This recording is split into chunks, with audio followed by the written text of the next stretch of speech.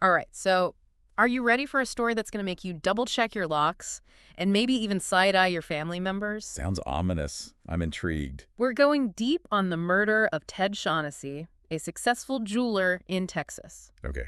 Jewelry, Texas, murder. Sounds like a pretty standard true crime setup, right? Yeah, kind of like robbery gone wrong. Well, hold on to your hats, folks, because this one is anything but ordinary. We've got twists and turns, family secrets, and a whole lot of betrayal.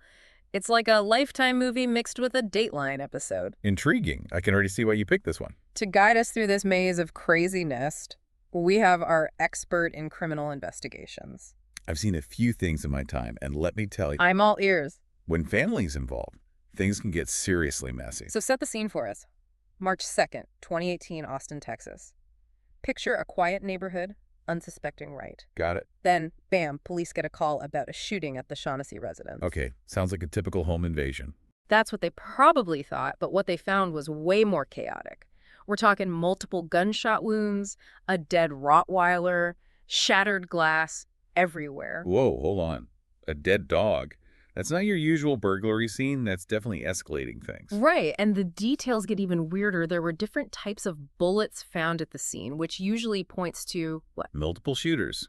That's not your average robbery MO. You got it.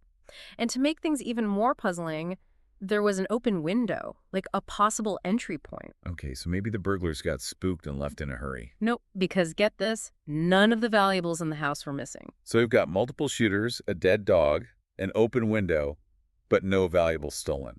This is definitely not adding up. And this is where things get extra interesting. In the room with that open window, investigators found something else, an empty gun box, specifically for a .40 caliber pistol. Interesting. You think it's connected. We should keep an eye on that. It's probably going to pop up again later. Definitely. Now let's meet the players in this twisted drama. We've got Corey, Ted's wife. She was home during the attack. Then we've got their adopted son, Nick, and his girlfriend, Jackie. Okay, grieving family, trying to cope with a horrible tragedy. Yeah, but as investigators started asking questions, cracks in that perfect picture started to show. Like, Corey was obviously devastated. She cooperated with the police at first, but then things got kind of strange. What do you mean? Well, she kept asking about Ted's life insurance policy, and she was weirdly insistent on getting the house cleaned right away, like immediately after the murder. Yeah, not exactly the typical reaction of a grieving widow. Those are some red flags right there. Right. So you've got Corey acting kind of suspicious, but wait, there's more. Oh, boy. Nick, the son, he was living a couple of hours away with Jackie when it all went down, but when he arrived at the scene, his reaction was, well, off. Off? How so? Almost emotionless, and the first question he asked, did he suffer? Not exactly, I love you, Dad, is it? No, not really. Definitely sends chills down your spine. It's like he was more curious than heartbroken. Totally. And then there's Jackie, the seemingly innocent girlfriend. Oh, there's always a seemingly innocent girlfriend. Right. Well, during a routine gunshot residue test, she completely lost it. Full-on meltdown. That's pretty dramatic for a routine test. Exactly. And it definitely caught the investigators' attention. So let me get this straight. We have a chaotic crime scene that doesn't look like a typical robbery, an empty gun box, a wife who's focused on insurance and cleaning, a son who seems more curious than grieving, and a girlfriend who overreacts to a basic test. Am I missing anything? You got it all. So the question is, what happens next? Do investigators just chalk it up to a weird robbery, or... Or do they start to suspect that something more sinister is going on, like maybe someone close to the family might be involved? You're catching on. This is where the investigation takes a major turn. And trust me, you won't believe what they uncover. Remember that open window we talked about? Yeah. That really got those investigators' wheels turning. Yeah. It wasn't visible from the street, so... Exactly. Whoever opened it had to know the house pretty well. Ooh, inside job vibes. Yeah, that's exactly what they started thinking. Could someone close to the family be involved? So did they shift their focus to Nick and Jackie? You bet they did. Yeah. They started digging into their digital lives, phones, computers, the whole 9 yards. And I bet they found something juicy. Oh, you have no idea. First of all, they discovered that Nick and Jackie had actually gotten married a few months before the murder. Wait, what? They were married, and nobody knew. Nope, not even Corey. The investigators were like, okay, secret marriage. What else are these two hiding? Yeah, that's a huge red flag right there. What else did they find? Well, remember how Nick had access to his parents' security system? So they checked the alarm logs, And guess what? They found something. Dingo. Yeah? The alarm had been deactivated around the same time the window was opened and the shooting happened. Wow, so it's starting to look less like a random break-in and more like a planned hit. Right. And it gets worse. They found text messages between Nick and Jackie talking about large payments and cash withdrawals. It was like they were trying to cover their tracks but leaving a digital trail a mile wide. So they basically left a roadmap for the investigators. What did the police do with all this information? Well, they brought Nick and Jackie in for questioning, but both denied any involvement. Oh, of course they did. But the investigators weren't buying it. They knew there was more to the story. They had all this circumstantial evidence, but needed something more concrete, like a smoking gun, to connect Nick and Jackie directly to the murder. Did they find it?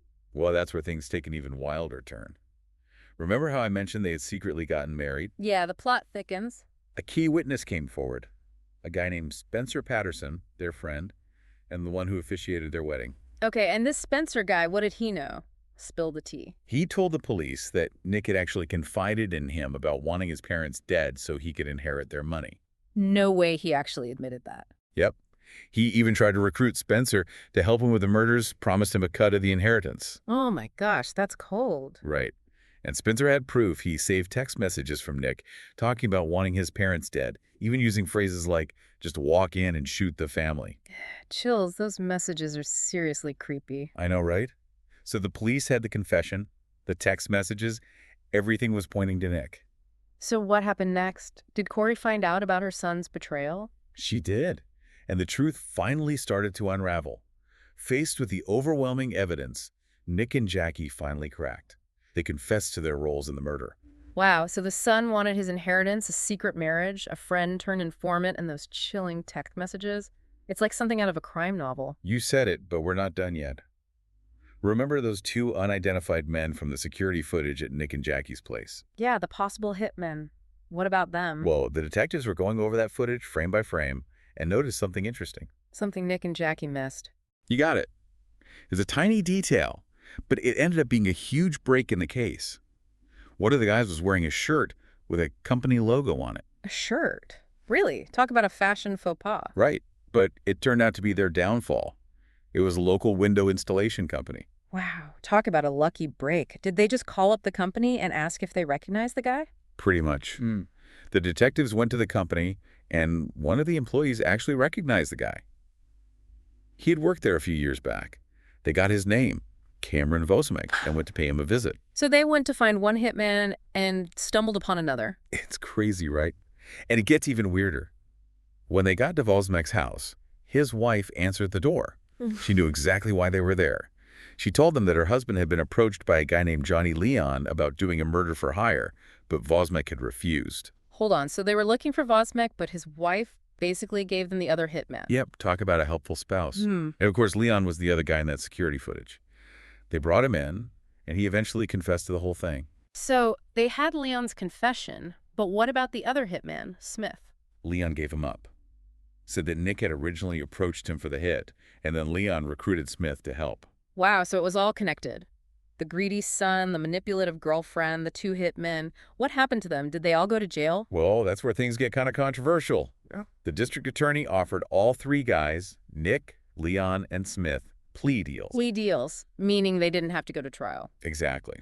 They pleaded guilty to a lesser charge of murder, and each got 35 years with the possibility of parole. 35 years? That doesn't seem like enough for taking a life. A lot of people felt the same way, especially Corey. But it gets worse. Jackie also got a plea deal, but hers was way more lenient. What do you mean? How lenient are we talking? She pleaded guilty to a lesser charge and got 120 days in jail and 10 years of probation. 120 days, that's it. For helping to plan a murder. Yeah, it was a pretty shocking sentence. A lot of people felt like Jackie got away with it, while Corey was left to deal with the pain and the betrayal. And did the district attorney ever explain why Jackie got such a light sentence? Nope. Never gave a clear reason. So Corey was left with a lot of unanswered questions on top of everything else. Man, this whole story is just heartbreaking. You've got a mother who lost her husband, found out her son was behind it all, and then had to watch as the woman who helped orchestrate it all basically got a slap on the wrist. It really makes you wonder about the justice system, doesn't it? Absolutely. It's cases like this that remind us that real life can be a lot more twisted than any fictional story. I couldn't agree more. Yes. This case had it all. Greed, betrayal, lies, and a whole lot of unanswered questions. It really makes you think about the dark side of human nature. Well, thanks for taking us down this rabbit hole. It's definitely been a wild ride. And to our listeners, we hope you found this deep dive insightful, if not a little disturbing. We'll be back next time with another real life story that will make you question everything you thought you knew.